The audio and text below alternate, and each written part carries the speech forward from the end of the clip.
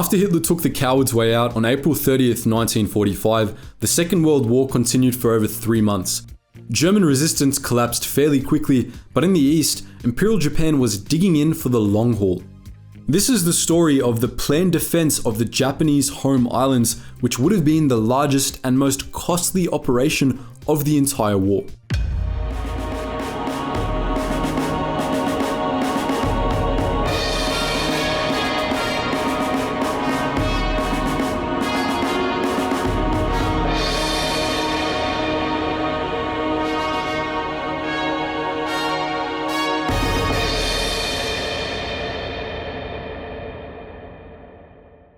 The Allies had spent 5.5 years gradually pushing the Japanese back toward the home islands.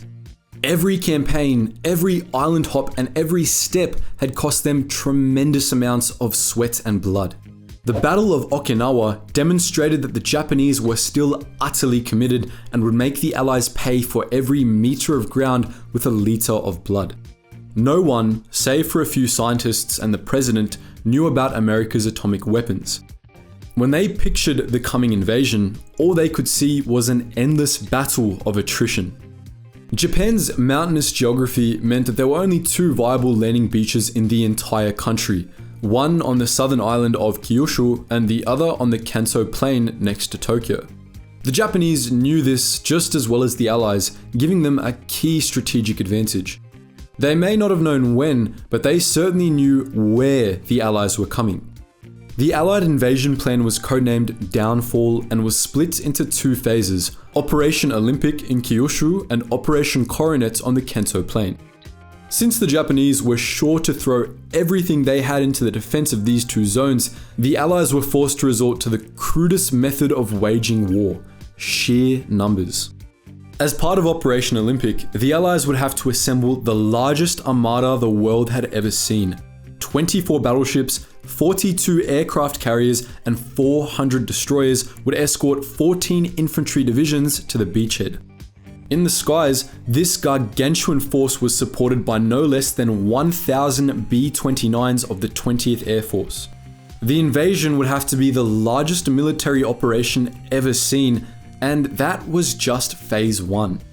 The Allies, and especially the Americans, had raised the stakes far higher than Japan could afford. Where any other country would have folded and acquiesced to surrender, Japan went all in. Their plan was simple as it was horrific: cause such devastation to both themselves and the invaders that the Allies would be forced to accept Japanese conditions of surrender. They hoped that when the bodies of 1 million servicemen came home to the United States, the war-weary populace would demand the president let the Japanese imperial family off the hook, even though US propagandists had branded them war criminals. What were the Japanese admirals and generals willing to sacrifice to see this goal achieved?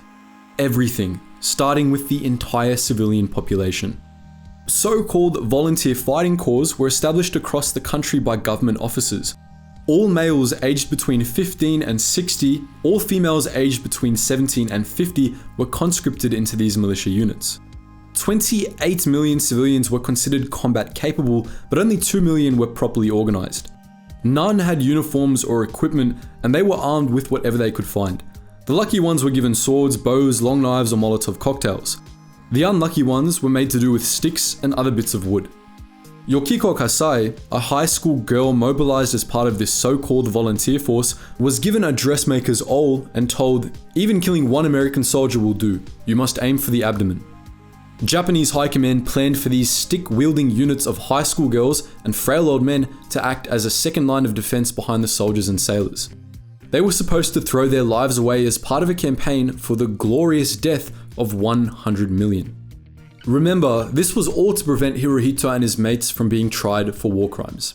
And these civilians would have likely seen action, as the first line of defense was, essentially, a gigantic kamikaze mission. When it became clear Japan was losing the war, the Army and Navy began pulling their aircraft back to the home islands. Every single plane, including trainers and air transports, was lifted out for kamikaze attack. By the end of June 1945, 10,000 kamikaze planes were ready. They were loaded with the minimum amount of fuel required for the pilots to get them to the landing beaches. From there, the pilots were trained to recognize landing craft as their primary targets. By this point in the war, most of Japan's experienced pilots had been killed, so it was left to the young and inexperienced to lead the kamikaze attack.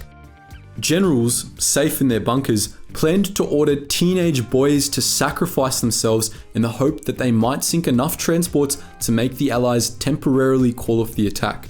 But it didn't stop there. Beneath the waves, legions of suicidal frogmen waited to strike. Called Fukuryo by the Japanese Navy, these frogmen were equipped with a diving suit and a small mine on the end of a bamboo pole. They would deploy from submerged bunkers and walk toward the landing craft underwater. They were fed through tubes that provided liquefied food and carried enough air for several hours of operation.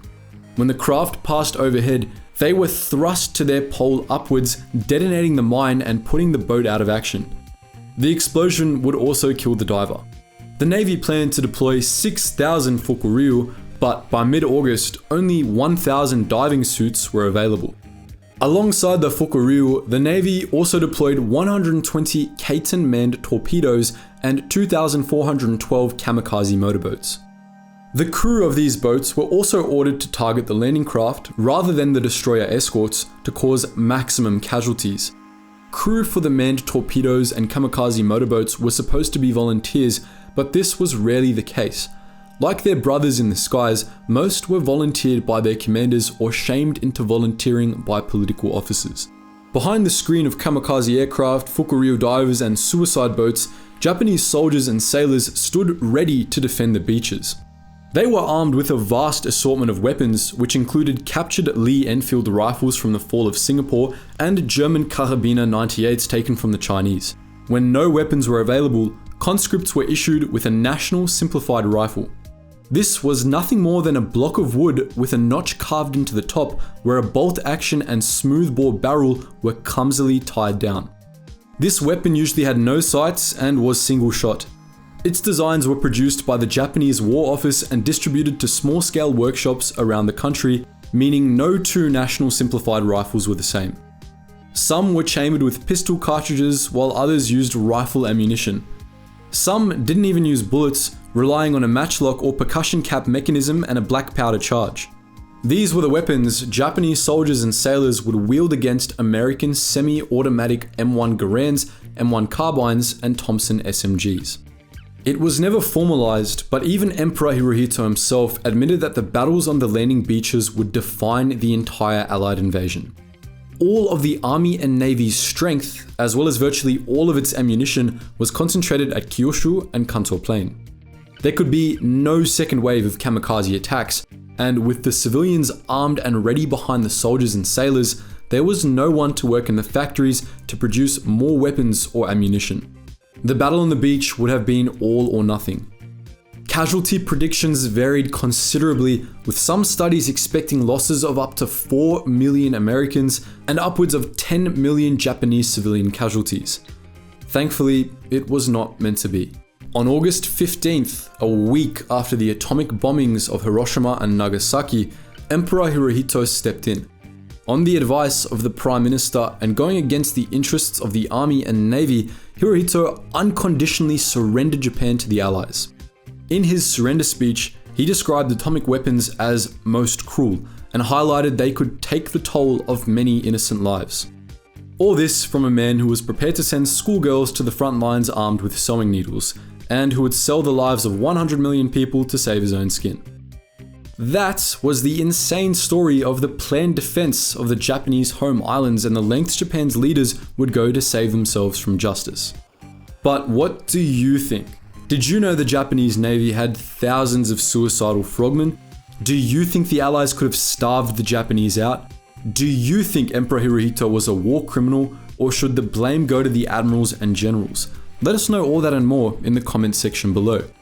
As always guys, thank you so much for watching, and I hope you learned something new.